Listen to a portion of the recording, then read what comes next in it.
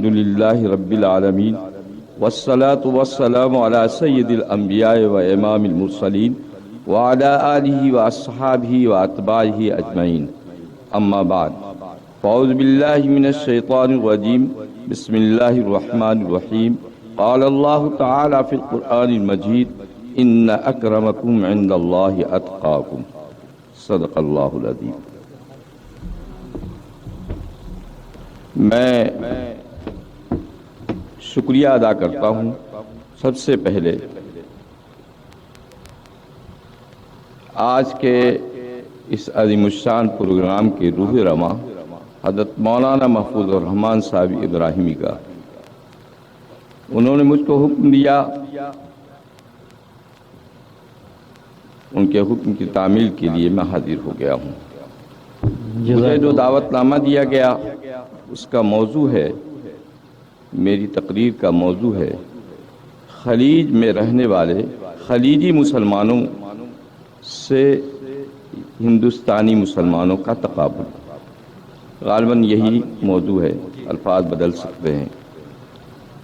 موضوع سے متعلق 2-1 منٹ، اس سے پہلے تمہیدی طور پر چند منٹ۔ 15 منٹ مولانا نے حکم دیا ہے، 10 منٹ کا وعدہ ہے، انشاءاللہ 10 منٹ کے اندر میں اپنی بات ختم کر دوں گا۔ میں مبارکباد پیش کرتا ہوں اسٹیج پر بیٹھے ہوئے تمام ہی حضرات گرامی، خاص طور پر حاجی محمد سلیم صاحب، چیئرمین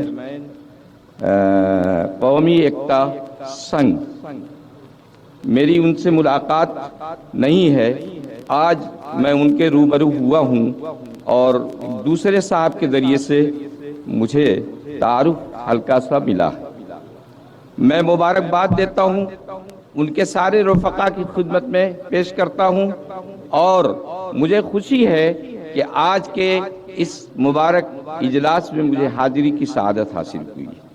میرے دوستو بزرگوں، مجھے معاف کیجیے گا، علماء کی صف میں شمار کیا جاتا ہے، آپ اس کو بدقسمتی سمجھیں گے، لیکن میں اپنی زندگی کی سب سے بڑی سعادت سمجھتا ہوں۔ میں نے جو کچھ پڑھا ہے اس کا حاصل صرف یہ ہے، ان اکرمکم عند اللہ اتقاکم۔ حاجی صاحب اپنے سنگ کو کامیاب بنانے کے لیے تاجدار مدینہ کی ہدایات کو اپنے لیے نمونہ بنائیے گا، دنیا میں بھی آپ کامیاب ہوں گے، آخرت میں بھی کامیاب ہوں گے۔ اس لائن سے ہٹ کر کے کوئی لائن دنیا میں نہیں پائی جاتی ہے جس لائن پر ضمانت دی جا سکے انسانیت کی کامیابی کے لیے، مسلمانوں کی کامیابی کے لیے کوئی لائن نہیں ہے۔ اللہ تعالیٰ نے کھلے عام اعلان فرمایا ہے، وہ خالق کائنات ہے، وہ خالق مخلوقات ہے، وہ خالق انسانیت ہے۔ ساری انسانیت کے لیے سب سے بہتر کیا راستہ ہو سکتا ہے، اللہ تعالیٰ نے یہ طے فرمایا ہے۔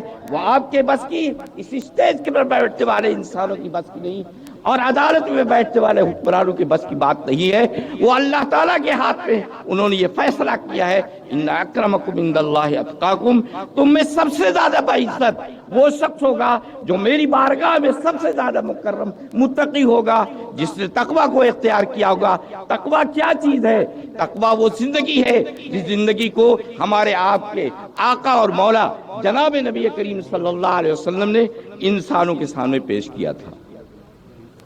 وہ زندگی جب اختیار کی جائے گی، اس زندگی کے نمونے جب اپنی زندگی کے اندر لائے جائیں گے، انسانیت کامیاب ہوگی۔ بلال حبشی غلام تھے، ان کو غلامی کی زنجیر سے کوئی طاقت باہر نہیں لا سکتی تھی۔ وہ آقائے مدنی دنیا میں تشریف لائے جنہوں نے نیچ اور اونچ کو ایسا ختم کیا ہے کہ دور صحابہ، جس کو حدیث پاک میں کہا گیا ہے خیر الادبرہ، سب سے بہترین زمانہ اس روئے زمین پر اگر کوئی آیا ہے تو صحابہ کرام کا زمانہ ہے، جس زمانے میں تاجدار مدینہ صلی اللہ علیہ وسلم پائے جاتے تھے۔ وہ زمانہ ہے جس میں بلال حبشی کو غلامی سے نجات ملتی ہے، سلمان فارسی کو غلامی سے نجات ملتی ہے۔ یہ دونوں غلام تھے، اور اس وقت سوسائٹی میں، معاشرے میں، سماج میں اس سے بڑھ کر کے کوئی ذلت کا کام نہیں تھا۔ غلام ہونا سب سے بڑی ذلت کی چیز، لیکن جناب نبی کریم صلی اللہ علیہ وسلم دنیا میں تشریف لاتے ہیں اور ایسا اعلان کرتے ہیں، اپنے دین کو اس طریقے سے پیش کرتے ہیں کہ جو بھی ان کے دامن کو تھامتا ہے، تھامنے کے ساتھ ساتھ اپنے غلاموں کو آزاد کرنا شروع کرتا ہے۔ نیچوز کیا چیز ہے؟ اس زمانے میں میرے دوست بزرگوں اس طریقے سے نیچوز کو جناب نبی کریم صلی اللہ علیہ وسلم نے ختم فرمایا۔ پڑوسیوں کے حقوق کو دنیا نہیں جانتی تھی، عورتوں کے حقوق کو دنیا نہیں جانتی تھی۔ آج عورتوں کا مسئلہ کھڑا کیا گیا ہے۔ میں اس موضوع پر بات نہیں کرنا چاہتا تھا، اس لیے کہ میرا وقت 10 منٹ ہے۔ میں آپ کو صرف اتنا بتانا چاہتا ہوں کہ اسلام نے عورتوں کو جو حقوق دیے ہیں، کسی مذہب نے کوئی حق ان کے مقابلے میں نہیں دیا ہے۔ اسلام نے عورتوں کو وہ عزت دی ہے جس عزت کی مثال نہیں ملتی۔ میرے دوست بزرگوں، اسلام یہی جناب نبی کریم صلی اللہ علیہ وسلم کا لایا ہوا دین ہے۔ اس دین کے مطابق ہماری اور آپ کی زندگی گزرے گی، ہم کامیاب ہوں گے۔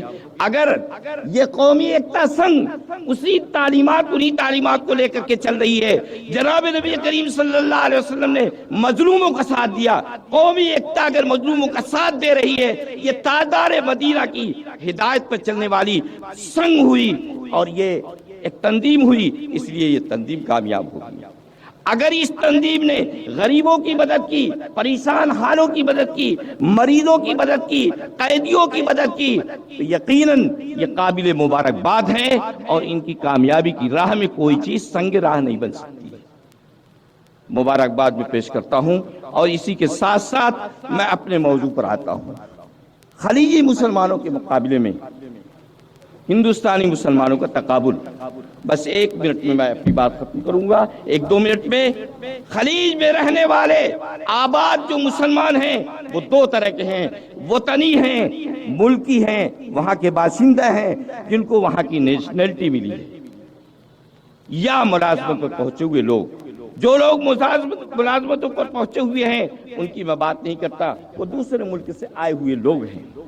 خلیج کے رہنے والے لوگ جن کو خلیجی ممالک کی نیشنلٹی ملی ہوئی ہے، شہریت ملی ہوئی ہے، ان کے مقابلے میں سن لیجئے، میں بہت کھلے ہوئے الفاظ میں یہ بات کہہ رہا ہوں کہ ان کے مقابلے میں ہندوستانی مسلمان بہت زیادہ بہتر ہیں۔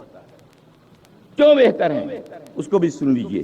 ہندوستان میں رہنے والا مسلمان ہر طرح کی پوری اس کو آزادی ملی ہوئی ہے، اپنے مذہب پر مکمل آزادی کے ساتھ وہ عمل کر سکتا ہے، وہ اذان دے سکتا ہے، وہ نماز پڑھ سکتا ہے، وہ اپنے حق کا مطالبہ کر سکتا ہے۔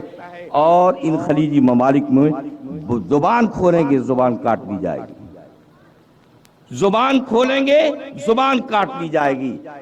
مسجد نبوی کے ایک امام نے زبان کھول دیا، اپنے اس 2 سال 3 سال پہلے کی بات ہے، حالات کے اعتبار سے انہوں نے اپنی تقریر کے اندر کچھ ایسی دعائیں کی ہیں جن دعاؤں کا ملک کی پالیسی کے خلاف مصداق تھا، اٹھا کر بند کر دیا گیا، سالوں ان کو بند رہنا پڑا۔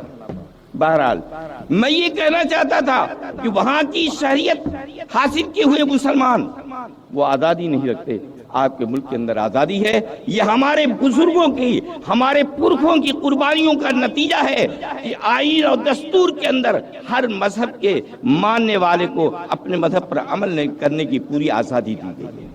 یہ اور بات ہے کہ ہر زمانے میں تماشے ہوتے رہتے ہیں، جیسا کہ آج 3 طلاق کا مسئلہ کھڑا کیا گیا ہے، لیکن اس کے باوجود آپ دیکھ رہے ہیں پورے ملک کے اندر آواز اس کے خلاف اٹھائی جا رہی ہے۔ یہ آواز اٹھائی جانے کا اور بلند کیے جانے کا جو حق ملا ہے، یہ اسی پس منظر میں حق ملا ہے میرے دوستو بزرگوں۔ اس لیے یہ بہت بڑی نعمت اس ملک کے مسلمانوں کو حاصل ہے۔ اللہ تعالیٰ اس نعمت کو باقی رکھے اور ہمیں اپنے مذہب پر عمل کرنے کی بھرپور توفیق عنایت فرمائے۔ ساتھ ساتھ میں دوبارہ مبارکباد پیش کرتا ہوں حاجی محمد سلیم صاحب اور ان کے تمام رفقا کی خدمت میں۔ آپ حوصلہ سے آگے بڑھیے، کام کیجئے، کام کے لیے آج پوری مسلمان ملت اسلامیہ پریشان ہے۔ ان کے اوپر ہاتھ رکھیے، ان کے سر پر ہاتھ رکھیے، ان کے مظلوموں کا سہارا بن جائیے، ان کے دکھیوں کا سہارا بن جائیے، ان کے قیدیوں کا سہارا بن جائیے، بہت بڑا کام ہوگا۔ یہی ہمارے رسول صلی اللہ علیہ وسلم کی تعلیم ہے۔ وما علینا